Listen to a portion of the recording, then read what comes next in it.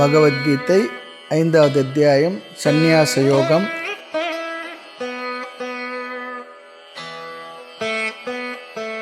எட்டாவது வகுப்பு 12வது ஸ்லோகம். யுக்த கர்ம பலம் த்யக்த்வா சாந்திமாப்னோதி நைஷ்டிகீம் அயுக்த காமகாரேண பலே சக்தோ நிபத்யதே. யுக்த கர்ம பலம் த்யக்த்வா சாந்திமாப்னோதி நைஷ்டிகீம் அயுக்த காமகாரேண பலே சக்தோ நிபத்யதே. இந்த ஸ்லோகத்தில் முதல் வரியில் கர்மயோக அனுஷ்டான பலன், கர்மயோகத்தை செய்தால் என்ன பலன். இரண்டாவது வரியில் கர்மயோகத்தை செய்யாமல் விட்டால் அதன் பலன் என்ன, அதனால் வரக்கூடிய அபாயம் என்ன, அதை கூறுகின்றார். கர்மயோக பலன் நாம் பார்த்தோம், மன தூய்மை என்று நமக்கு தெரியும், பார்த்திருக்கின்றோம். மன தூய்மை என்றால் விருப்பு வெறுப்பு குறைந்த மனநிலை. அதைத்தான் இங்கு வேறு ஒரு வார்த்தையில் சொல்லுகின்றார். பாருங்க, ஸ்லோகத்தை பார்க்கலாம். யுக்தக கர்மயோகி, கர்மயோகம் செய்பவன் அல்லது கர்மயோகத்தில் பொருந்தியவன், கர்மயோகத்தில் ஒருங்கிணைந்தவன். இங்கு செயலில் முக்கியத்துவம் இல்லை, பாவனையில் முக்கியத்துவம் சொல்லிப்பார். ஒருவர் செய்வது வெறும் கர்மமா கர்மயோகமா என்பதை புறத்தில் பார்த்தால் தெரியாது. ஆனால் அவர் எந்த பாவனையோடு செய்கின்றாரோ அதை வைத்துத்தான் இது கர்மமா கர்மயோகமா என்பதை நாம் முடிவு செய்ய முடியும். ஆகவே பாவனையில், கர்மயோக பாவனையில் மனதை பொருத்தியவன் என்று பொருள். யுக்தக கர்மயோகி, யுக்தக என்றால் கர்மயோகி சொல்லி அர்த்தம். அதனால்தான் கர்மயோகத்துக்கு புத்தி யோகம் என்று ஒரு பெயர் இட்டோம். ஏனென்றால் புத்தியில் இருக்கக்கூடிய பாவனை. ஆகவே இந்த கர்மயோகத்துக்கு இன்னொரு பெயர் என்னன்னு கேட்டால் புத்தி யோகம் என்று. அந்த பாவனையோடு அவன் என்ன செய்கின்றான்? கர்ம பலம் தெக்த்வா, கர்ம பலனை துறந்து, செயலின் விளைவை துறந்து விடுகின்றான். அது புகழ், பொருள், புண்ணியம் முதற்கொண்டு அனைத்தையும் துறந்தவன் என்று அர்த்தம். ஆமாம், செயலினால் வருகின்ற பலன் அது எதுவாக இருந்தாலும், புண்ணியம் முதல் கொண்டு அவனுக்கு அதில் துறவு மனப்பான்மை இருக்கு.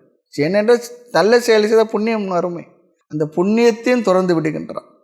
அவன் பலனை எடுத்துக்கொள்வதே இல்லை என்று இங்கு பொருள் இல்லை. பலனில் இருக்கின்ற எதிர்பார்ப்பை துறைக்கின்றான் என்றே இங்கு அர்த்தம். பலனில் இருக்கக்கூடிய எதிர்பார்ப்பு என்ன வருகின்றதோ பலனை அவன் ஏற்றுக்கொள்கின்றான். எதிர்பார்ப்பே இல்லாதவன்.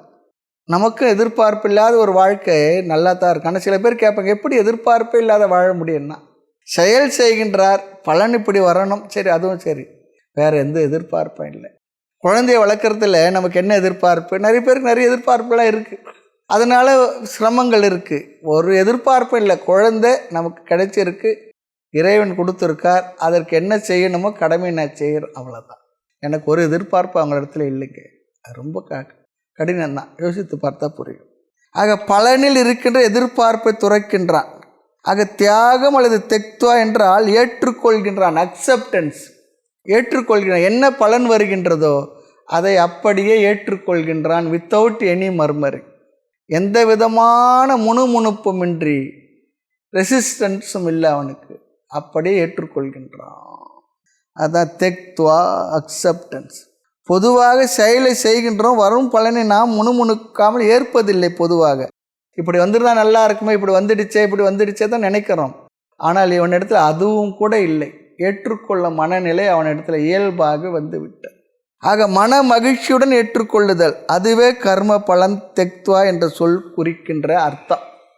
கர்ம பலம் தெக்த்வா, முணுமுணுப்பின்றி மகிழ்ச்சியுடன் இறைவன் நமக்கு கொடுத்தது என்று அப்படியே அதை ஏற்றுக்கொள்கின்றான். கடவுளிடத்துலேருந்து ஒரு பிரசாதம் நம்ம கைக்கு வருது, அர்ச்சகர் கொடுக்குறாருன்னு என்ன பண்ணுறோம்? அப்படியே எடுத்து கண்கள் ஒத்தி கொள்கின்றோம். கிடைச்சது சரி. அதுபோல் இனி கர்ம பலன் என்ன? சாந்திம். சாந்திம் என்றால் மன அமைதின்னு சொல்கிறார். ஆப்னோத்தி, மன அமைதியை அவன் அடைகின்றான். ஆப்னோத்தி என்று அடைகின்றான். ஆத்ம சுத்தி, மன தூய்மையின் பலன் என்னவென்றால், இங்கே ஆத்ம சுத்தி என்றால் மன அமைதி. ஆத்மா என்றால் இங்கே மனசுன்னு எடுத்துக்கணும், மன அமைதி. சில பேர் சொல்லுவாங்க, மன தூய்மையெல்லாம் எனக்கு வேண்டாம், அசுத்தமாக இருந்துட்டு போட்டுமே. சில பேர் விதண்டாவாதத்து பேசுவாங்க, எனக்கெல்லாம் அதெல்லாம் வேண்டாம், கர்மயோகமும் செய்யலை, எனக்கு மன தூய்மை வேண்டாம்.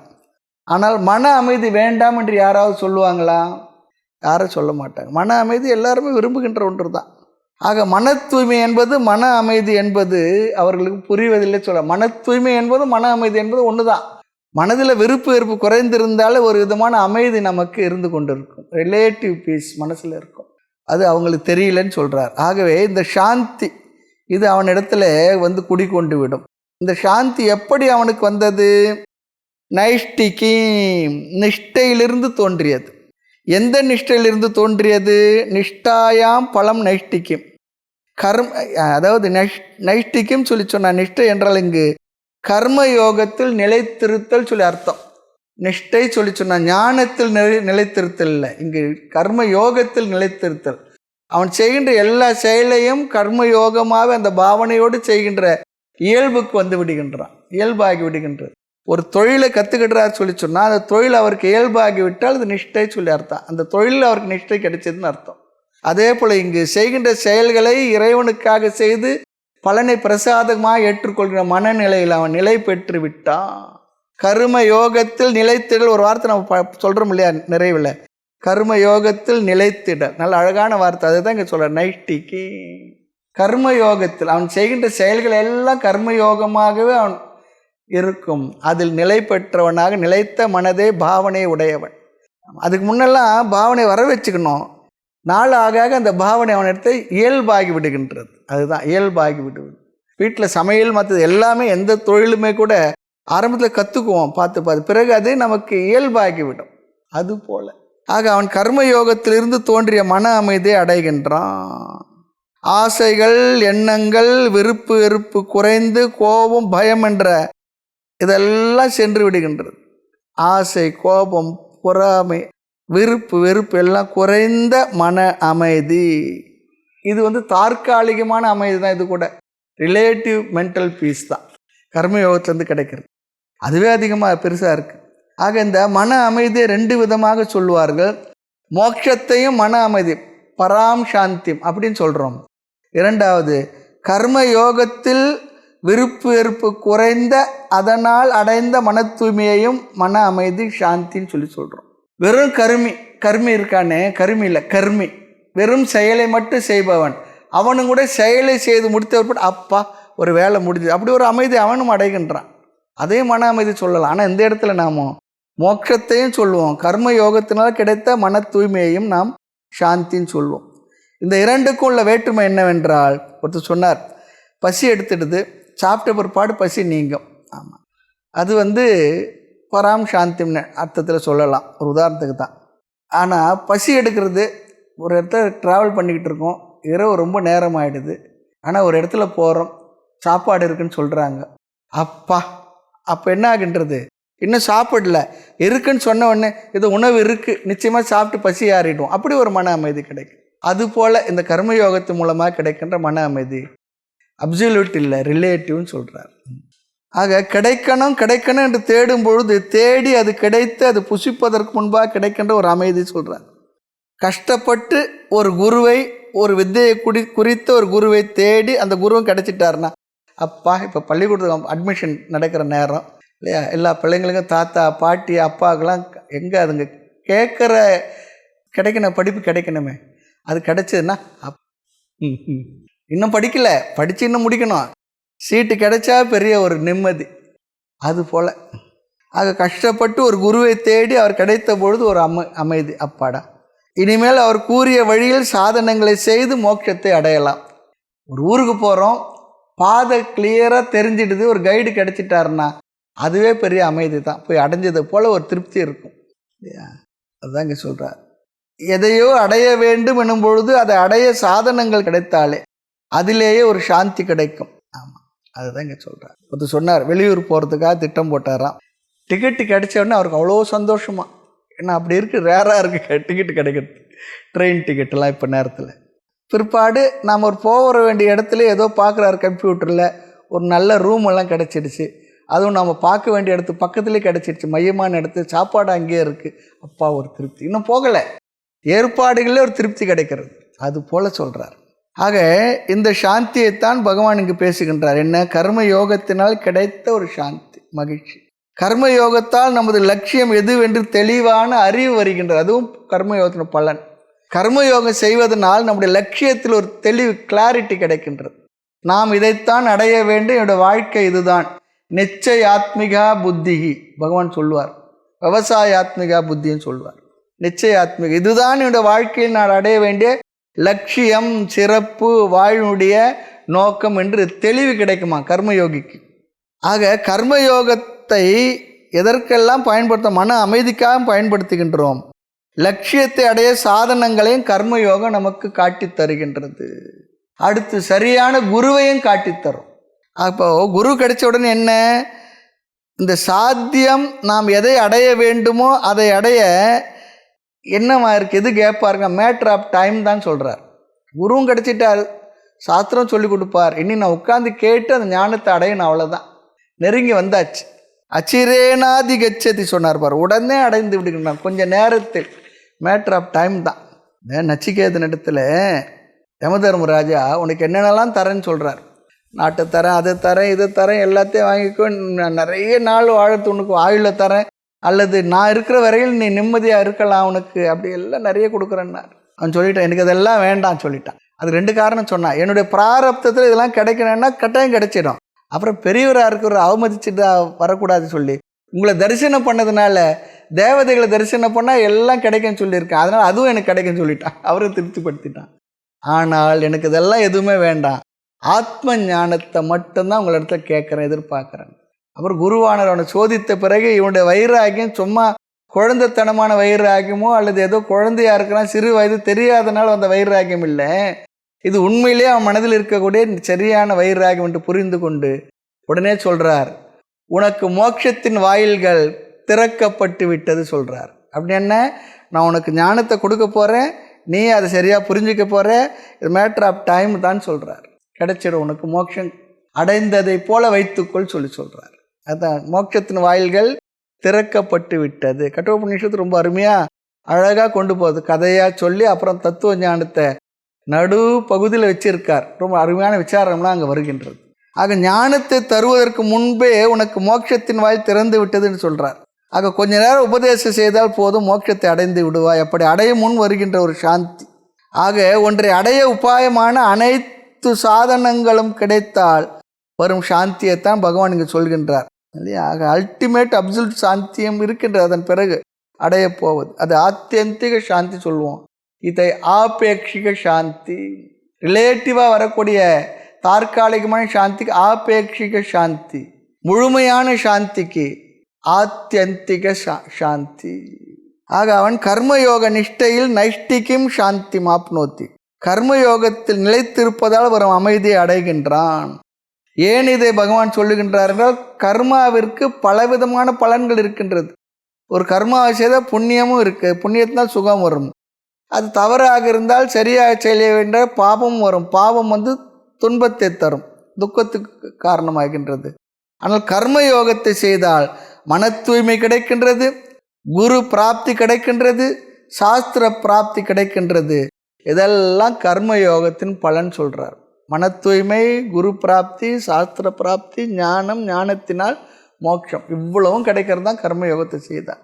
ஆக இந்த கர்மயோகத்தை செய்த பிறகு இந்த பலன் நம்முடைய கைக்கு வந்தவுடன் அவன் மனசு என்ன ஆகிடுதான், தேடுதலையும் விட்டு விடுகின்றான். ஆமாம், தேடுதலும் அற்ற இடம் நிலை என்ற மௌனியே, சித்தாந்த முக்தி முதலே சிறகிரி விளங்க வரும் தட்சிணாமூர்த்தியே சின்மயானந்த குரு. தேடுறத கூட விட்டுட்டானான், ஏதோ தேடனான். அப்புறம் இந்த இடத்துக்கு வந்தாச்சு, இனி அவன் தேடுவானா என்ன? அவன் தேடுற இடம் அதுதான். கடைசியில் பார்த்தா அவன் தேடுறது யாருன்னா அவனை தான் அவன் தேடனான். கடைசியில் பார்த்தா தேடி தேடோனா தேவனை தேடி என்னுள்ளே கண்டு கொண்டேன்னு சொன்னார். தேடுதலும் மற்ற இடம் நிலை என்ற மௌனி. அவன் எதை தேடினான்னா தன்னைத்தான் தேடினான்.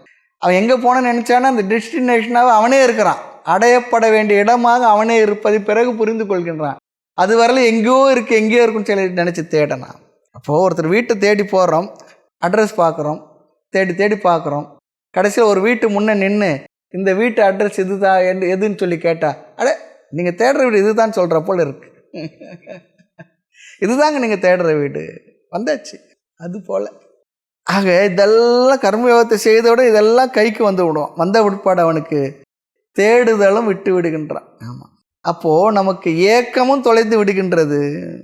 எதையோ தேடணுன்ற ஏக்கம் ஏங்கி வந்தோம் பாருங்கள், அந்த ஏக்கம் தவிப்பு எல்லாம் சென்று விடுகின்றது. அதனால தான் ஞான சர்க்குருவை கண்டு நன்றாக வணங்கி நான், அவன் எதை தேடி வந்தானோ அந்த குரு கிடைச்ச ஒருபாடு எல்லாம் எனக்கு இன்னும் கிடைச்சி போச்சுன்னு சொல்லிட்டு அப்படியே விழுந்து நமஸ்காரம் பண்ணுறான். அதுதான் ஞான சர்க்குருவை கண்டு நன்றாக வணங்கி. இனி கிடைக்கிறதுக்கு வேறு எதுவும் இல்லை, பார்த்தோன்னே எல்லாம் கிடைச்சாச்சு, அவ்வளோதான். ஞானம் கிடைச்சாச்சு, மோட்சம் கிடைச்சாச்சு, அன்பு கிடைச்சாச்சு, ஆதரவு கிடைச்சாச்சு, எல்லாம் கிடைச்சாச்சு. ஆக நாம் தெளிவாக புரிந்து கொள்ள வேண்டும், என்ன கர்மயோகத்தை செய்த பிறகு அடுத்தடுத்த படிக்கு அதுவே கொண்டு சென்று மோட்சம் வரை விட்டுவிடும். இது தெளிவாக புரிஞ்சுக்கணும். ஆக கர்மயோகம் எதுவரை நம்மை அழைத்து செல்லும் என்றால், வாழ்நாள் முழுக்க கர்மயோகமே செய்தால் அதுவே மோட்சத்தை தரும் அப்படி சொல்லி அர்த்தம் இல்லை. கர்மயோகமானது பலனாகி நல்ல சூழ்நிலையை கொடுக்கும், நல்ல அமைதியான மனநிலையை கொடுக்கும், குருவை காட்டித்தரும், குரு மூலமாக சாஸ்திரத்தை கொடுக்கும், சாஸ்திர ஞானத்தின் மூலமாக மோட்சத்தை கொடுக்கும். காணக்கான யாரைக்கான சாமியைக்கான, சாமியை கண்டா கிட்ட மோட்சம் கிட்ட, அதுதான் இங்கே, அதே தான் இங்கே. ஏன்னா அவர் தான் சாஸ்தாவே சொல்கிறோம் இல்லையா, ஐயப்பனுக்கு ஒரு பேர் சாஸ்தாவே சொல்கிறோம். சாஸ்தான்னா சாஸ்திரத்தை உபதேசிப்பார் சொல்லி அர்த்தம். ஆக அடுத்து நைஷ்டிக்கும் சாந்திக்கு, இந்த நைஷ்டிக்கும் சாந்திக்கு மோட்சம் என்ற அளவில் ஒரு பொருள் சொன்னால் இடையில் சிலதெல்லாம் சேர்த்துக்கணும்னு சொல்கிறார். இந்த உரையாசிரியர் என்ன சொல்கிறாருன்னா, நைஷ்டிக்கும் சாந்தியும் சொல்கிறதுக்கு மோட்சம் என்ற அர்த்தத்தை நாம் எடுத்துக்கொண்டால், ஆனால் பகவான் வந்து கர்மயோகத்திலாம் கிடைக்கிற மன அமைதி தான் சொல்கிறார், அதை பார்த்துட்டோம். இல்லை, மோட்சம் என்ற அர்த்தத்தை எடுத்துக்கொண்டால் என்ன, கர்மயோகம் முதல் படி, அதனால் வரக்கூடிய விருப்பு வெறுப்பு குறைந்த மன அமைதி அது கிடைக்கும். பிறகு ஞான யோகம், ஞான யோகத்தினால் ஞானம், ஞானத்துக்கு பிற்பாடு மோட்சம். அதுதான் நைஷ்டிக்கியம் என்ற வார்த்தைக்கு அப்படி அர்த்தம் எடுத்துக்கிட்டா. மோட்சம் என்ற வார்த்தை எடுத்துக்கிட்டா கர்மயோகம், கர்மயோகத்தினால் விருப்பு வெறுப்பு குறைந்த மன அமைதி, பிறகு ஞான யோகம், ஞான யோகத்தின் மூலமாக குருவிடத்தில் ஞான உபதேசம், பிறகு ஞானத்தின் மூலமாக மோட்சம். அது ஆத்தியந்திக சாந்தியாகிய பராம் சாந்தியாகிய மோட்சத்தை கொடுக்கும். முழு மன நிறைவு, எதனாலும் கூடவோ குறையாததாகிய மன நிறைவு. ஆக இங்கு சாந்திக்கு ரெண்டு பொருள், தற்காலிக அமைதி ஆபேட்சிக சாந்தி, இரண்டாவது பராம் சாந்திம் ஆத்தியந்திக சாந்தி நிரந்தர சாந்தி மோட்சம். தன்னிடத்தில் அமைதியாக அசையாதிருத்தல், தன்னிடத்தில் அமைதியாக அசையாதிருத்தல், முழு அமைதி அவன் மனதில் வந்து குடிக்கொண்டு விடும், எதனாலும் அதை அசைக்கவே முடியாது. அதை கலங்காத நெஞ்சுடைய ஞான தீரர் ரொம்ப அழகாக சொல்கிறார். அவருக்கு மனசு கலங்கிறதே இல்லை, எப்பொன்று கலங்காத நெஞ்சுடைய ஞான தீரர் கடவுளை நீ உணர்த்தும் காலமாதி புலம் காண நான் ஒருவன் ஞானம் பேசி பொய்க்கூடு காத்து என்ன புதுமை கண்டாய். இந்த உடம்பு வந்து பொய்க்கூடு சொல்கிறாய், இதை காத்து என்ன பெருசாக புதுமையை பார்த்த, எல்லாரும் தான் இருக்காங்க, நானும் தான் இருக்கிறேன், என்ன இப்போது என்னத்தில் என்ன பெரிய விசேஷத்தை கண்டேன். ஆனால் கலங்காத அந்த அமைதியை நிறைவும் ஆனந்தம் பராம் சாந்தியும் அடையணும். அது எதனால் கிடைக்கும், ஞானத்தினால். ஞானம் எதனால் கிடைக்கும், கர்மயோகத்தை செய்வதால் வருகின்ற மன அமைதியின் மூலமாக குரு சாஸ்திரம் கிடைச்சி ஞானம் கிடைச்சி மோட்சம் கிடைக்கும். ஆக ஞான யோகம் முதல் படி, முக்கியமான படி. இங்கு ஆச்சாரியர் ஆதிசங்கர் இரண்டாவது கருத்தை தான் எடுத்துக்கொள்கின்றார். என்ன, பராம் சாந்தி நிரந்தர அமைதி மோட்சம் ஆத்தியந்திக சாந்தி. ஆக கர்மயோகம், பிறகு ஞான பிராப்தி, குரு சாஸ்திரம் மூலம். இங்கே மோட்சம் என்பதற்கு பதிலாக இன்னொரு வார்த்தை என்ன நாம் பார்க்குற சன்னியாச யோகம் இல்லையா, ஆக சந்நியாசம் சொல்லிடுறோம். கர்மயோகத்தின் மூலமாக ஞான யோகத்தின் மூலமாக அவன் பெறுவது சந்நியாசம். இந்த சந்நியாசத்தின் மூலமாக ஞான நிஷ்டை, அதனால் வருகின்ற நைஷ்டிக்கும் சாந்தி மோட்சம். இப்படி கனெக்ட் பண்ணுறார் ஆச்சாரிய ஆதிசங்கர். ஆக நாம் இந்த இரண்டு பொருளை எடுத்துக்கொள்ளலாம். இது கர்மயோகத்தினால் வரக்கூடிய தற்காலிக அமைதி எடுத்துக்கொள்ளலாம், ஞான யோகத்தின் மூலமாக ஞானத்தினால் கிடைக்கக்கூடிய மோட்சம் என்ற அந்த சாந்தியையும் பராம் சாந்தியையும் நாம் எடுத்துக்கொள்ளலாம், ரெண்டுமே எடுத்துக்கொள்ளலாம். ஆக இது கர்மயோக பலன் என்ற வகையில் முதல் வரி கருத்து இது. அடுத்து 2வது வரி பாருங்க. அடுத்து கர்மயோகப்படி ஒருவன் தர்மமான வாழ்க்கை வாழவில்லை என்றால் என்ன ஆகும்? கர்மயோகப்படி தார்மீக ஜீவனம் அது வாழ்ந்தான்னா அவனுக்கு கிடைக்கிறது மோட்சம் வரையில் வந்துடுவான்னு சொல்லி அழகாக சொல்லி முடிச்சிட்டார். அந்த நைஷ்டிகம் என்பதற்கு 2 அர்த்தத்தை பார்த்துட்டோம். இந்த இடத்துல அப்படி கர்மயோகப்படி ஒருவன் தர்மமான வாழ்க்கை வாழவில்லை என்றால் என்ன ஆகும்? யாருக்கும் மன அமைதியில் ஆசை இருக்குது, ஆனால் அதை விபரீதமாக வாழ்ந்து தேடுகின்றார்கள் சொல்கிறார். மன அமைதி வேணும், ஆனால் அந்த மன அமைதி இதனால் இல்லை, வேறு எதிலே தேடுகின்றார்கள், எப்படி தேடுகின்றார்கள், அதற்கு வேறு வேறு வழிகள் இருப்பதாக நினைக்கின்றார்கள், அப்படியெல்லாம் முயற்சி செய்கின்றார்கள். இப்போது தமிழ்நாட்டில் சத்தியமேவ ஜெயத்தை அது நம்ம வெம்பளத்தில் எப்படி போட்டிருக்கு? வாய்மையே வெல்லும். ஒருத்தர் சொன்னார், இந்த வாய்மையே வெல்லும் என்பது தான் முழு பொய்யின்னா. காரணம் என்ன? தர்மத்தில் அவங்களுக்கு நம்பிக்கை இல்லை. தர்மமாக வாழ்ந்தால் நமக்கு சௌகரியமான நல்ல ஒரு அமைதியான வாழ்க்கை கிடைக்கும் என்பதில் அவங்களுக்கு நம்பிக்கையே இல்லை, நம்பல அவங்க. ஆனால் உண்மை அது இல்லை. தர்மமாக வாழ்வதன் மூலமாக என்னென்ன கிடைக்கும் என்பது கர்மயோகம் என்பது நத்திங் பட் தார்மீக ஜீவனம். தர்மமாக வாழ்பவர்களுக்கு வேணுமென்றால் வாழ்க்கையுடைய வசதிகளில் குறைவாக இருக்கலாம், ஆனால் மனதுடைய அமைதியில் குறைவு இருக்காது, நிறைவு இருக்கும். பரவாயில்ல, முறையாக இருந்தேன், முறையாக ஒழுங்காக என்னுடைய செயல்கள் எல்லாம் செய்தேன், டியூட்டியை நல்லா பெர்ஃபார்ம் பண்ணியிருக்கேன், இப்போ எதுவும் எனக்கு ஓரளவுக்கு அமைதி இருக்குன்றது, எது குறைஞ்சபட்ச தேவைகள் ஆனந்தமாக இருக்கேன். அதுதான் இப்போ நமக்கு கிடைக்க வேண்டியது. எவ்வளோ செல்வங்கள் இருந்தாலும் எவ்வளோ வசதி வாய்ப்புகள் இருந்தாலும் மன அமைதி என்ற ஒன்று இல்லவே இல்லை என்றால் என்ன பிரயோஜனம்? ஆக உண்மையாக வாழ முடியாது என்கின்றார்கள் பல பேர். ஆனால் பகவான் சொல்லுகின்றார் இல்லையா, அப்படி நினைத்து தவறாக வாழ்ந்து நீ பந்தப்படுகின்றாய். பலருக்கு தர்மத்தின் மீது நம்பிக்கை இல்லை, அதனால் தர்மத்தை துறந்து வாழ்கின்றார்கள். அப்படி வாழ்ந்தால் என்ன கிடைக்கும்? பகவானை எச்சரிக்கின்றார் பாருங்க. அயுக்தக காமகாரேன. யுக்தக என்றால் கர்மயோகி, அயுக்தக என்றால் கர்மயோகியாக இல்லாதவன், போகத்தில் புத்தி உள்ளவன், கர்மி, விஷயி, விஷயங்களிலே ஆசையுடையவன். போகமே அவன் வாழ்க்கை, போகமாக வாழ்வதே லட்சியம், அதை அடைவதே வாழ்க்கையினுடைய குறிக்கோள் என்று நினைப்பவன், எப்படியும் வாழலாம் என்று நினைப்பவன், சாஸ்திரம் தர்மம் முதலியவற்றில் நம்பிக்கையே இல்லாதவன், அல்லது மனம் போன போக்கில் வாழ்பவன். மனம் போன போக்கெல்லாம் போக வேண்டாம், மாற்றாரை உறவென்று நம்ப வேண்டாம், தனம் தேடி உண்ணாமல் புதைக்க வேண்டாம் சொன்னார் பாருங்க. அப்படிலாம் வாழ்க்கையை எப்படி வேணால் வாழலாம் வாழ்ந்து கொண்டிருப்பவன், தான் தோன்றித்தனமாக தோன்றுவதையெல்லாம் நினைப்பவன், செயல்படுத்துபவன். கர்மயோகிக்கு எது தர்மம் எது அதர்மம் நன்கு தெரிந்திருக்கும். அதர்மத்தை விடுத்து தர்மப்படி வாழ்பவன் கர்மயோகி. அப்படி வாழாதவன், அப்படியெல்லாம் தர்மத்தை பார்க்காதவன் வாழ்வு எப்படி இருக்குமா? காமகாரேன. காமகாரம் சொல்லி சொன்னான். காமக என்றால் இங்கு மனதில் உள்ள ஆசை, காரேன சொல்லி சொன்னால் தூண்டுதலினால். காம பிரேரித்யா, ஆசையின் வசப்பட்டு அதன் தூண்டுதலினால் அவன் கர்மத்தை செய்கின்றான். அவனுடைய ஒவ்வொரு செயலுக்கும் தர்ம அதர்மம் என்ற கருத்தே அவனுக்கு வராது. தர்ம தர்மத்தை பற்றி அவன் யோசிக்கவே மாட்டான். அப்படி ஆசையின் தூண்டுதலினால் செயல்களை செய்பவன். ஆசை இருந்தால் செய்வான், இல்லைன்னா செய்ய மாட்டான். பிடிச்சா செய்வான், இல்லைன்னா செய்ய மாட்டான். அவன் செய்ய வேண்டியதாக இருந்தாலும் கூட ஏன்பா நீ இதெல்லாம் செய்யலை கேட்கவும் முடியாது. அதனால் என்ன செய்கின்றானா? பலே சக்தக, பலனில் ஆசை வைத்தவனாக. சரி, அப்படி பலனில் அவன் நினைக்கிறபடி செய்து அவன் நினைக்கிற பலனில் ஆசை வைத்தவனாக செய்தாலும் கூட அவன் சந்தோஷமாக இருக்கின்றான என்றால் பகவான் சொல்கிறார், நிபத்தியதே. பத்தியதே என்றால் பந்தப்படுதல், நிபத்தியதே என்றால் நிச்சயேன பத்தியதே, அவன் நிச்சயமாக பந்தப்படுகின்றான். அப்படின்னு இங்கே என்ன அர்த்தம் சொல்கிறாருன்னா, மன அமைதியை இழக்கின்றான் சொல்கிறார். செய்து மனதில் ஒரு அமைதியையும் சந்தோஷத்தை அவன் அடைகின்றான் என்றால் மன அமைதியை இழக்கின்றான். எப்படி? பொய் சொல்லி ஏமாற்றி தேவையின்றி ஆசைப்பட்டு நிறைய விஷயங்களை வாங்கி சேர்த்து கொண்டான். எதற்காக சேர்த்தான்?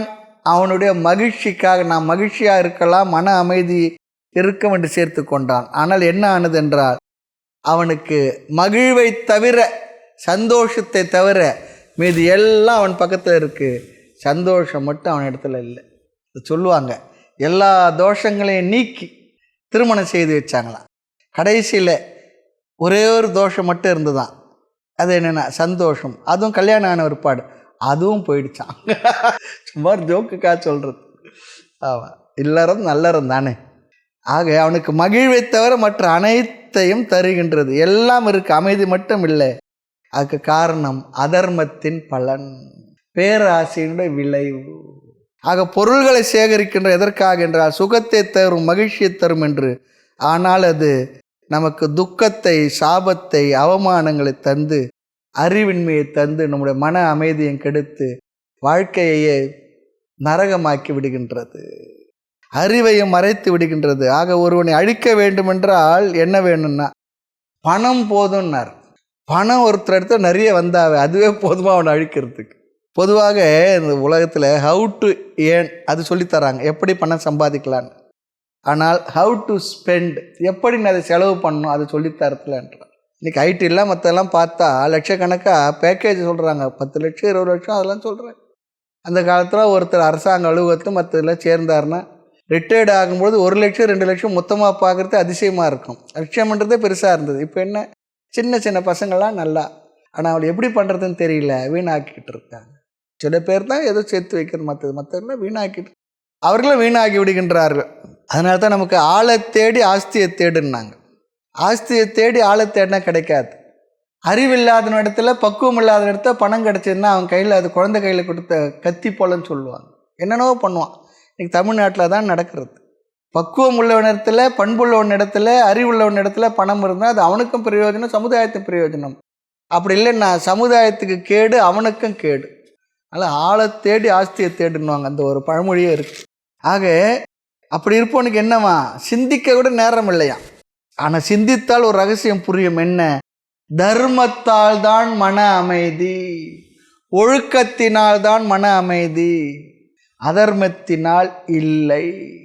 ஆக தர்மத்தை விட்டு எவ்வளவு சேர்த்தாலும் சேகரித்தாலும் அது அசாந்தியைத்தான் தரும்.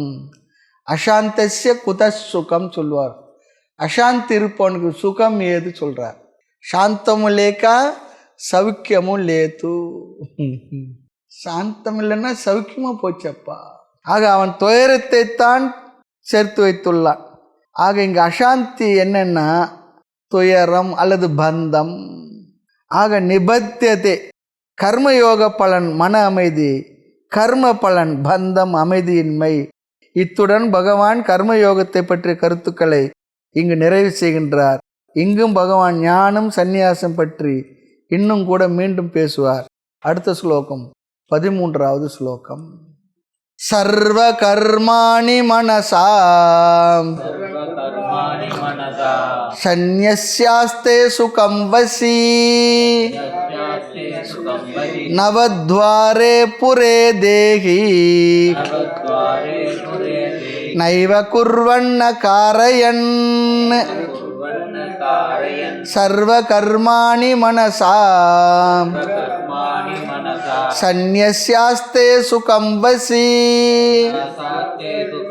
நவத்வாரே புரே தேஹி நைவ குர்வண்ண காரயன். ஞானத்தை அடைந்த ஞானி அல்லது சந்நியாசி எவ்விதம் இருப்பான்? ஞானியுடைய ஸ்திதியை சொல்றார். ஞானி எப்படி இருப்பான், அவனுடைய நிலையை கூறுகின்றார். நைஷ்டிகம் சாந்தி அடைந்தவன் அல்லது வித்வத் சந்நியாசியை வர்ணிக்கின்றார். சாந்தத்தில் நிறைவில் நிலை பெற்றவன், அமைதியில் நிலை நிற்பவன், சாந்த சொரூபியாக இருப்பவன். அவன் எப்படி எங்கு எவ்விதம் அமர்ந்திருப்பான்? ஒருத்தர் வந்தார், அவர் ஒரு டிபார்ட்மெண்ட்டில் வேலை செய்கிறார். அவர் பேர் என்னன்னு கேட்டேன். சாந்த ஸ்வரூபன் சொன்னார். நல்ல பேர் வச்சுருக்காங்களே உங்கள் அம்மா அப்பா. அவர் கிராமத்துலேருந்து வர்றார். பேர் பாருங்க, சாந்த ஸ்வரூபன் சொல்கிறார். அந்த பேர் கேட்டவ ஆச்சரியமாக இருந்தது. எப்போ ஒன்றா கூப்பிடுங்க சாமி, நம்பர் கொடுத்துட்டு போகிறேன். நல்ல ஒரு டிபார்ட்மெண்ட்டில் வேலை செய்கிறார். அது போல சாந்த ஸ்வரூபன். அவன் எப்படி எங்கு எவ்விதம் அமர்ந்திருப்பான்? ஸ்தித பிரஜ்ஞஸ்ய கா பாஷா. 2வது அத்தியாயத்தில் ஸ்தித பிரஜன் தன்மையை பற்றி சொல்லும் பொழுது பகவான் இடத்துல அர்ஜுனன் கேட்ட கேள்வி, அந்த ஸ்தித பிரஜன் எப்படி இருப்பான், எப்படி பேசுவான், என்னெல்லாம் பண்ணுவான்னு சொல்லி கேட்டார். ஸ்தித பிரஜன் லட்சணத்தை பார்த்து ஞானத்தில் நிலை பெற்றவுடைய மனநிலை. ஆமாம், ஆத்மன்யேவ ஆத்மனா சந்துஷ்ட. அவன் தன்னிலே தானாக நிலை பெற்று சந்தோஷமாக மகிழ்ச்சியாக இருப்பான். தன்னிலே தான் சந்தோஷமாக இருப்பான். அப்படிலாம் பார்த்தோம். ஆக இந்த ஸ்லோகத்தை ஆச்சாரியர் ஆதிசங்கர் முக்கியமாக கருதுவார். நிறைய விளக்கங்களை இந்த ஸ்லோகத்தை எழுதியிருக்கார். அடிக்கடி ஆச்சாரியர் ஆதிசங்கரனால் ஞாபகப்படுத்தப்படுகின்ற ஸ்லோகங்களில் இதுவும் ஒன்று, இந்த ஸ்லோகம்.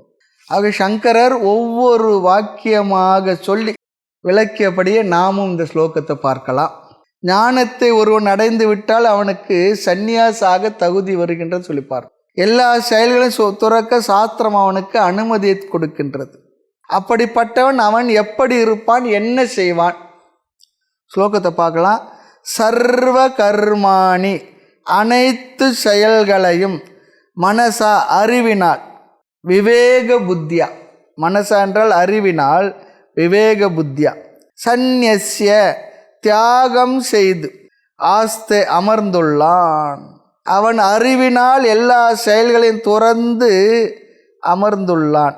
எப்படி அமர்ந்துள்ளான்? சுகமாக அமர்ந்துள்ளான். ஐயோ துக்கமே அப்படிலாம் இல்லை. மற்றவர்கள்லாம் துக்கமாக இருப்பார்கள்.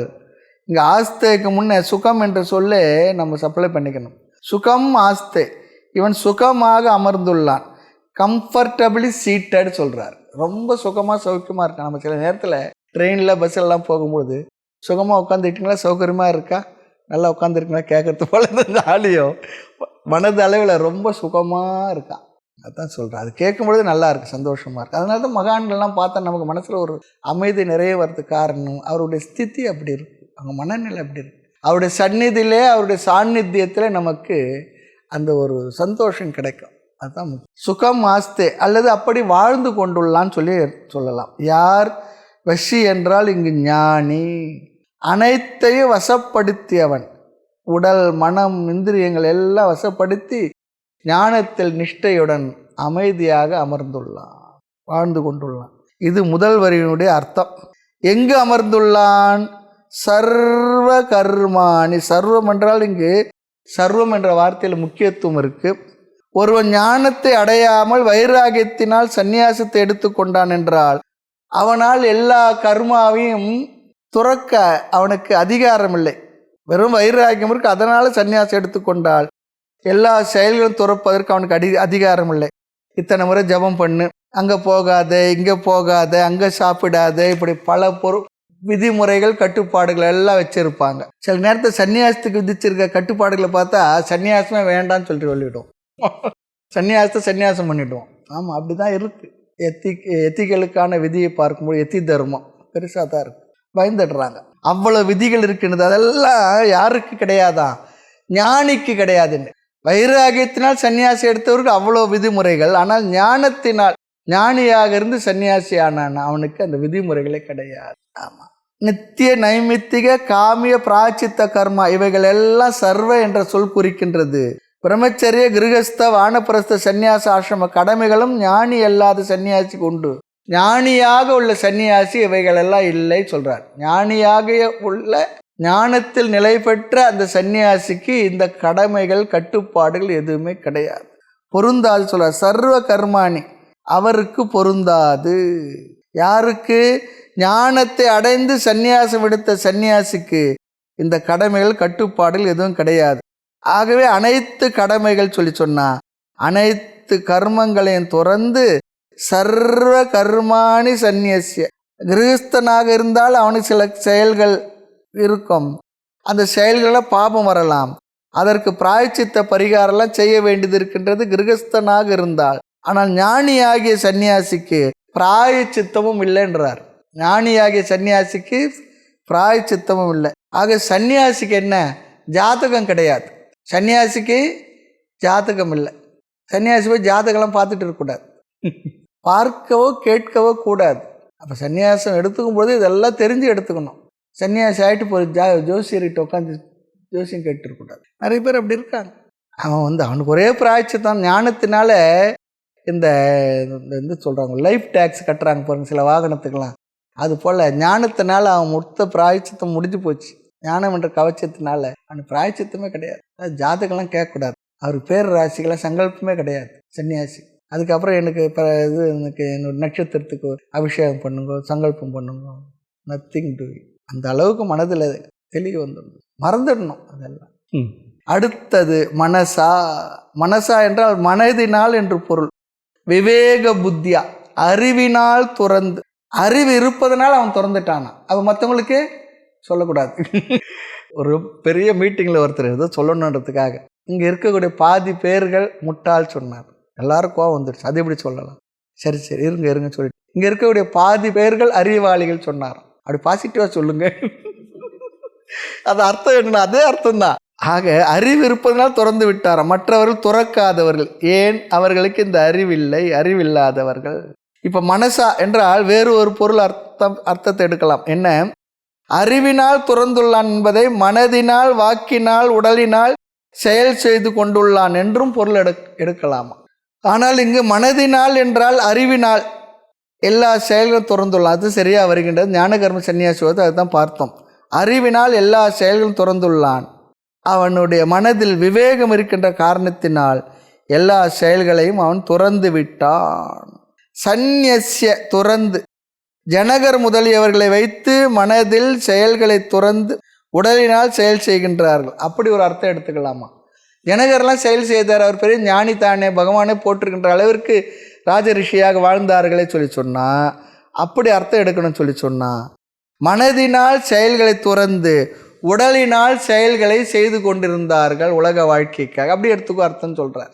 அறிவினால் சந்நியாசம் செய்து பிராரப்த கர்மாவினால் அவர்கள் உடலினால் மனதினால் செயல்களை செய்து கொண்டு வாழ்ந்து கொண்டிருந்தார்கள். எதுவரை? பிராரப்த காலம் முடிகின்ற வரை அப்படின்னு சொல்லலாம், தவறில்லை. ஆக துறக்கின்றேன் என்றால் எதை செய்வதற்கு வாய்ப்புள்ளதோ, அனுபவிக்க வாய்ப்புள்ளதோ அதைத்தான் துறக்க முடியும். அப்படி தான் வாய்ப்பு இருக்கணும். துறக்க வாய்ப்பு இருக்கணுமே. காப்பி சாப்பிட்றத துறந்தேன் அப்படி சொல்லலாம். அக்னி சாப்பிட்றத, மண்ணை சாப்பிட்றத துறந்தேன்னு சொல்ல முடியுமா? அது செய்கிற செயல் இல்லை. அக்னி சாப்பிட முடியாது. மண்ணை சாப்பிட்டேன், மண்ணாங்கட்டி சாப்பிட்டேன் அப்படிலாம் சொல்ல முடியாது. தப்பு தானே. காசியில் போய் பாவக்காய் விட்டு வந்தேன்னு சொன்னார். ஏன்னா அவருக்கு பிடிக்காது அது. அப்படிலாம் சொல்லலாம். மண்ணாங்கட்டி விட்டுலாம் சொல்ல முடியுமா? முடியாது. அதுபோல் இங்கு கர்மங்களை ஞானி துறக்கின்றான் என்றால் கர்மங்களை செய்ய வாய்ப்புள்ளது. ஆக செய்வதைத்தானே துறக்கின்றான் என்றால் இங்கு ஞானி கர்மங்களை செய்வது துறத்தல் என்பது இங்கே ஒரு சின்ன ஒரு கிளாரிஃபிகேஷன் இருக்குது. ஞானி கர்மங்கள் இருப்பதனால் செய்ய வாய்ப்புள்ளதால் துறக்கின்றானா என்று கேட்டால், ஞானிக்கு கர்மங்கள் இருப்பதால் அவன் துறக்கவில்லை, கர்மா இல்லாததனால் துறக்கின்றான்னு சொல்கிறார். அது எப்படி அவருக்கு கர்மா இல்லைன்னு சொல்லுவீங்க? ஞானி தன்னை ஆத்மாவாக புரிந்து கொண்டதால், ஆத்மா ஒரு செயலை செய்யாதது என்று அவனுக்கு ஞானம் உள்ளதால், ஆகவே அவன் என்னன்னா அறிவினால் அவனுக்கு இந்த உடல்தான் செயல் செய்கின்றது, ஆத்மா ஒரு செயலையும் செய்யவில்லை என்ற அறிவு இருக்கின்றது. அதுதான் இங்கே மறுபடியும் பாருங்க. ஞானி கர்மா இருப்பதனால் துறக்கவில்லை, கர்மா இல்லாததினால் துறக்கின்றான். எப்படி? காரணம் விவேகத்தினால் துறக்கின்றான். அறிவுப்படி யோசித்து பார்த்தால் ஆத்மாவிற்கு என்று ஒரு கர்மம், என்னைக்கு ஆத்மாவிற்கு கர்மம் இருந்தது? என்னைக்கு ஆத்மா செயல்பட்டது? ஆத்மா எப்பொழுது கர்மம் செய்தது? செயலில்லாத ஆத்மாவாக தன்னை புரிந்து கொண்ட ஞானி, செயலில்லாத ஆத்மாவாக தன்னை புரிந்து கொண்ட ஞானி இல்லாத கர்மத்தை ஆத்மாவிடம் ஏற்றி வைத்த அந்த தவறான செய்கையை அறிவினால் அவன் துறக்கின்றான். இல்லாத கர்மாவை ஆத்மாவின் மீது ஏற்றி வைத்து தான் செய்ததாக கருதின அந்த தவறை சரி செய்து கொண்டால் அது அந்த எண்ணத்தை துறந்து விட்டான்னு சொல்லி அர்த்தம். ஏனென்றால் ஆத்மா செயல் செய்யாதது, நானும் ஆத்மா என்று புரிந்த காரணத்தினால் ஞானியானவன் இவைகளை துறந்து விட்டான். ஆனால் தவறான ஒரு அபிப்பிராயம் இருந்து நான் செய்கின்றேன் என்று ஆத்மாவாகிய நான் எதையும் செய்யாதவன், அந்த தவறான அபிப்பிராயத்தை நீக்கியவன். மறுபடியும் பாருங்கள், இந்த இடம் கவனமாக கேட்டுக்கணும். ஞானி கர்மங்களை துறப்பது கர்மங்கள் இருப்பதனால் இல்லை, கர்மா இல்லாததனால் துறக்கின்றான். காரணம் அவனுடைய அறிவில் இந்த துறத்தல் நடந்துள்ளது. எப்படி என்றால், அறிவின்படி யோசித்து பார்த்தால் ஆத்மாவிற்கு என்றைக்கு கர்மம் இருந்தது? அது ஒரு நாளும் கர்மாவை செய்ததில்லை. ஆமாம், செயலில்லாத ஆத்மாவாக, கர்மா இல்லாத ஆத்மாவாக தன்னை புரிந்து கொண்ட ஞானி இல்லாத கர்மத்தை ஆத்மாவிடம் ஏற்றி வைத்த அந்த கர்மாவை அறிவினால் அவன் துறக்கின்றான். ஆத்மாவிடம் செயல் இருப்பதாக நினைச்சான், அறிவில் அதை இல்லை என்று புரிந்து அதை விட்டு விட்டான். ஆக ஃபைனலாக இங்கே சந்நியாசம் என்றால் என்ன? அறிவில் புரிந்து கொள்வதுதான் இங்கு சந்நியாசம். அடையாள சந்நியாசம் எல்லாம் இந்த அறிவை பெறுவதற்காகத்தான். நான் அகர்த்தா அபோக்தா நிஷ்கிரிய நைவ குர்வன் ந காரயன். நான் ஒரு நாளும் செயல்களை செய்ததே இல்லை, ஆனால் எல்லா செயலும் செய்து கொண்டுள்ளான். எதனால்? உடலினால் மனதினால். ஆனால் ஆத்மாவாகி நான் ஒரு செயலையும் செய்தவனில்லை, செய்பவனும் இல்லை, இந்த அறிவினால். அதுதாங்க சந்நியாசம் சொல்கிறார். ஆக ஃபைனலாக சந்நியாசம் என்றால் என்ன? அறிவில் புரிந்து கொள்வது தான். அறிவு தான் இங்கு சந்நியாசம் சொல்கிறார். ஆக சந்நியாசம் என்றால் விடுவது. ஆத்மாவிடம் அல்லது என்னிடம் செயலில்லை என்று புரிந்து கொண்டான் அறிவினால். வித்வத் சந்நியாசம் இங்கு அர்த்தம். அவன் என்ன ஆகின்றான்? சுகம் ஆஸ்தே, மகிழ்வுடன் இருக்கின்றான், ரொம்ப சந்தோஷமாக இருக்கான். ஆமாம். நிராயாசக சன். ஆயாசம் என்றால் எஃபர்ட்னு அர்த்தம். நிராயாசக சொன்னால் எஃபர்ட்லெஸ்லி, முயற்சியின்றி அவன் சந்தோஷமாக மகிழ்ச்சியாக இருக்கிறான். அவன் சந்தோஷத்துக்காக முயற்சி எதுவும் செய்யவே இல்லை. உலகத்தில் யாரிடத்தில் இருக்கிறது கஷ்டம் சொல்லி சொன்னான். நிறைய பேர்கிட்ட கேட்டாங்க, அதுவும் தாய்மார்கிட்ட கேட்டாங்க. அவங்க என்ன தெரியுங்க சொன்னாங்க? யார் இடத்துல இருக்கிறது கஷ்டம்னா மாமியார் இடத்துல இருக்கிறது தான் கஷ்டம்னாங்களாம். அவரவர்களிடத்தில் இருக்கிறது தான் கஷ்டம்தான். ஒருத்தர் ஒரு இன்டர்வியூ பண்ணார். ஒரு நாள் முழுக்க தனியாக அறையில் இருக்கின்றீர்களா அல்லது உங்களுடைய மாமியார் இடத்துல இருக்குங்களா கேட்டாங்களாம். பதில் என்ன சொன்னாங்க? தனியாக இருக்கிறதோட மாமியார் இடத்துல இருந்துட்டு போகிறேன்னு சொல்லிட்டாங்களாம். ஏன்னா அங்கே வம்பு கக்க போகிறதுக்கெல்லாம் இடம் இருக்குது, தனியாக இருக்க முடியாது. ஆக நாம் நம்மிடம் இருப்பது சுலபமில்லை, கடினம்தான். ஆனால் ஞானி தன்னிடம் தான் சுகமாக அமர்ந்துள்ளான். தன்னிடத்திலே தான் நல்லா இருக்கான். தன்னிலே தானாய் கனிந்து அவிழ்ந்து சுக சமாதியாய் பொன்னிலே பனி போலும் மாயை தரும் மனமே உன் புரைகள் தீர்ந்தால் என்னிலோ யான் பிழைப்பேன், எனக்கு ஒரு குறைவும் இல்லைன்னு சொல்கிற தாய்மன்னர் வார்த்தை. தன்னிலே தானாய், தன்னிலே தானாக அமைதியாக ஆனந்தமாக சந்தோஷமாக இருக்கிறது, அதுதான் மோட்சம். நிறைய பேருக்கு அவங்களில் அவங்க இருக்க முடியாததுனால தான் வெளியில் அப்படியே சுற்றி பார்த்துக்கிட்டு இருக்கிறோம். அவங்களில் அவங்க இருக்க முடிஞ்சதுன்னா அதுவே நிறைவு. எங்கே ஒன்றா இருக்கலாம். எப்படி ஒரு விஷயம் புரியணும். தண்ணியிலே தானாய் கனிந்து அவிழ்ந்து சுக சமாதியா, அப்படி புரிஞ்சுக்கிட்டால் நான் பிழைப்பேன்னு சொல்கிறார். எனக்கு ஒரு குறைவும் இல்லைன்னு சொல்லி சொல்கிறேன். நிறைய பேர் அவங்கள இடத்துல அவங்களால இருக்க முடியல சொல்லுவாங்க. நம்ம இடத்துல நாம் இருக்க முடியலன்னா நம்ம நிறைய பேர் நம்ம வீட்டில் வச்சுருக்கிறாங்க, அவங்களுக்கு எவ்வளோ கஷ்டன்றார் ஒருத்தர். யோசித்து பார்த்தா நம்ம இடத்துல நம்ம இருக்க முடியல, அது எப்படி? ஆமாம், அதோட விளைவு தான் வெளியே சுற்றுறது, வெளியே பார்க்கறது, அது பார்க்கறது, இது பார்க்கறது, பராக்கு பார்க்கறது, பரான் பட்சியத்து.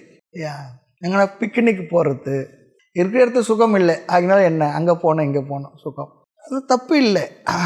அதுதான் இருக்குது இயல்பாக. இங்கே என்ன சொல்கிற ஞானி எங்கே இருக்கான்னு அவன் இருக்கிறான், அவனாக இருக்கிறான்.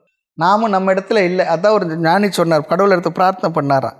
கடவுளே, என் மனசு என் இடத்துல இல்லை, அது எங்கேயோ சுற்றிக்கிட்டு இருக்கு, தயவுசெய்து அதை கண்டுபிடிச்சி கொடுனார்.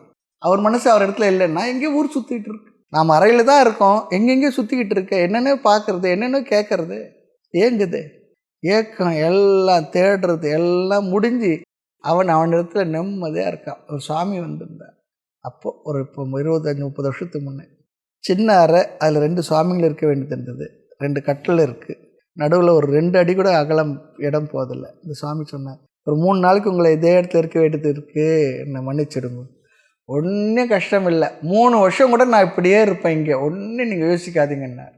இந்த வார்த்தை பாருங்கள், இடம் கம்ஃபர்ட் இல்லை, அவரில் இருக்கார், நிம்மதியாக இருக்கார், அவ்வளோதான். அப்படி நாம் இருந்தோம்னா வெளி விஷயம் எதுவுமே நம்மளை பாதிக்காது, என்ன குறைவு நிறைவு எதுவுமே நம்மளை பாதிக்காது. அப்படி இருக்க பழகணும். அப்படி இல்லைன்னா நம்ம சுற்றி எவ்வளோ சௌகரியம் இருந்தாலும் அது நம்ம கம்ஃபர்ட்டை கொடுக்காது. மோட்சத்துடைய தன்மை என்று சொல்லுகின்றார்கள். ஞானி தன்னிடம் தான் சுகமாக அமர்ந்துள்ளான், அதுவே மோட்சம். யாரையும் சாராமல் சந்தோஷமாக இருக்கு. ஆனால் வயதான காலத்து ஃபிசிக்கல் டிபெண்டன்ஸ் இருக்கும், மென்டல் டிபெண்டன்ஸ் போயிருக்கும். ஃபிசிக்கலாக சில நேரத்தில் இந்த உடம்பு ரொம்ப தளர்ந்துட்டா உட்கார வைக்கிறது மற்றதுக்கு அதெல்லாம் தேவை இருக்கும், அது வேறு வழியே கிடையாது. ஆனால் மனது அளவில் டிபெண்டன்ஸு போயிருக்கும், அதுவும் மோட்சம்தான். ஆனால் நமக்கு ஃபிசிக்கல் டிபெண்டன்ஸ் இருக்காது, மென்டல் டிபெண்டன்ஸ் நிறைய இருக்குது, சார்ந்து இருக்கிறோம். அவங்க வரணும், இவங்க வரணும், அவங்க போகணும், இவங்க அப்படி சொல்லணும், இங்கே இப்படி சொல்லணும், அதெல்லாம் இருக்குது. ஆக எமோஷ்னல் டிபெண்டன்ஸ் இல்லாமல் இருத்தல். ஆக நம்மிடம் நாம் இருக்க முடியாமல் இருப்பது தான் சம்சாரம். ஞானம் வைராக்கியம் அது வைராகியத்தின் மூலமாக சன்னியாசி எடுத்து ஞானத்தை எடுத்து கொண்டால் அவன் நிம்மதியாக இருப்பான், அமைதியாக இருப்பான். அப்படி இல்லை என்றால் என்ன பண்ணாலும் நம்ம இடத்துல அந்த அமைதி குடிக்கொள்ளாது. இங்கே பகவான் ஞானத்தை அடைந்தவனுக்கே சன்னியாசத்தில் அதிகாரம் இருக்குன்னு சொல்கிறார். அதாவது மன தூய்மை என்ற கர்மயோக பலனை அடைந்த பின்னும் வாழ்வின் கடைசி வரை, இதில் இன்னொரு விஷயம் இருக்குது, வாழ்க்கையுடைய கடைசி வரையிலும் கர்மயோகத்தை செய்து கொண்டிருப்பது நம்மளுடைய லட்சியம் இல்லை. நல்லா ஞாபகம் வச்சுக்கணும். நான் கர்மயோகத்தையே செய்துக்கிட்டு இருக்கேன்னா இல்லை, அது ஏதோ ஒரு தடை இருக்கின்றது, நம்ம இடத்துல ஏதோ ஒரு குறை இருக்குன்னு சொல்லி அர்த்தம். அதுக்காக அதை விட்டுட்டு ஓடிடக்கூடாது. நாம் அதிலேருந்து மீண்டு வர முடியல. ஒரு வீட்டுக்கு போகிறோம், ஒரு குழந்தைய பார்க்குறோம், என்ன படிக்கிறான், 5வது படிக்கிறான்னு சொல்கிறாங்க. ஒரு 10 வருஷம் பொறுத்து போகிறோம், இல்லை 5 வருஷம் பொறுத்து போகிறோம். இப்போ என்ன படிக்கிறான், 5வதே படிக்கிறான், அது வளர்ச்சியா? அதுபோல் கடைசி வரையிலும் கர்மயோகத்தையே செய்து கொண்டிருப்பது ஏதோ தடை, ஏதோ பிரதிபந்தம் இருக்குன்னு சொல்லி அர்த்தம். தோஷம் சொல்லி சாஸ்திரங்கள் சொல்லுகின்றது. கர்மயோகம் இல்லாமல் மன தூய்மை இல்லை, அதையும் நாம் புரிஞ்சுக்கணும். ஆனால் அதுவே வாழ்நாள் முழுவதும் செய்து கொண்டிருப்பது கூடாது. அதன் பலனை அடைந்த பிறகு கர்மாவை விடுதல் அல்லது சந்நியாசம் மேற்கொள்ள வேண்டும், பொறுப்புகளை விடுதல் வேண்டும். ஆக கர்மயோகத்துக்கு பிற்பாடு ஞான யோகம். விவேகத்தினால் எல்லா விதமான கர்மங்களையும் துறந்து கர்மத்தில் அகர்மத்தை பார்த்தல், ஆத்ம ஞானத்திற்காக இவை அனைத்தையும் துறந்து செயலில்லாத ஆத்மாவாக தன்னை நன்கு புரிந்து கொண்டு சுகமாக வாழ்ந்து கொண்டுள்ளான். நிறைவாக இருந்து கொண்டு தன்னிலே தானே சந்தோஷமாக இருக்கான். தன்னை ஒருவர் கறிவறிதாய் தானே தானே எங்கே சொல்ற, தன்னிலே தான் இருக்கிறது, தானே தான் நிறைவாக இருக்கான். ஆக சங்கரர் விவேகத்தினால் அனைத்தையும் துறக்கின்றான் சொல்லுகின்றார். வெறும் மனதால் உடலால் துறக்கின்றான் என்று சொல்லவில்லை. வெறும் மனதால் உடலால் துறக்கின்றான் சொல்லலை. விவேகத்தினால், அறிவுபூர்வமாக அறிவினால், நான் ஆத்மா என்ற அறிவினால் அனைத்தையும் துறந்திருக்கின்றான், துறந்து அமர்ந்துள்ளான். தன்னிடத்திலே தான் இருப்பது பலுவாக அவனுக்கு தோன்றவில்லை. பசி என்றால் உடல் மனம் இந்திரியங்களை தன் வசப்படுத்தியவன், அதற்கு அடிமையாகாதவன், இந்திரிய சுகத்துக்கு வசமாகாதவன். அப்படிப்பட்டவனால் தான் தன்னிடத்தில் இருக்க முடியும்னு சொல்கிறார். இந்திரியங்களுக்கு மனதிற்கு இதற்கெல்லாம் வசப்படாதவன் தான் தன்னிடத்தில் இருக்க முடியும். அப்படி வசப்படுத்தாதவன் தன்னிடத்தில் இருக்க முடியாது. அந்த அளவுக்கு அடக்கி அவன் வசி என்ற வார்த்தைக்கு ரொம்ப வெயிட் கொடுக்குறார். மேலும் 2வது வரி இருக்கின்றது. சுகமாக அவன் எங்கு அமர்ந்துள்ளான் அதையும் சொல்கிறார். நம்ம அடுத்த வகுப்பில் பார்க்கலாம். மூர்த்தி எல்லாம் வாழி, எங்கள் மௌன குரு வாழி, அருள் வார்த்தை என்றும் வாழி, அன்பர் வாழி பராபரமே. ஓம் பூர்ணமத பூர்ணமிதம் பூர்ணஸ்ய பூர்ணமாதாய பூர்ணமேவாவசிஷ்யதே. ஓம் சாந்தி சாந்தி சாந்தி. ஹரி ஓம் ஸ்ரீ குருப்யோ நமஹ. ஹரி ஓம்.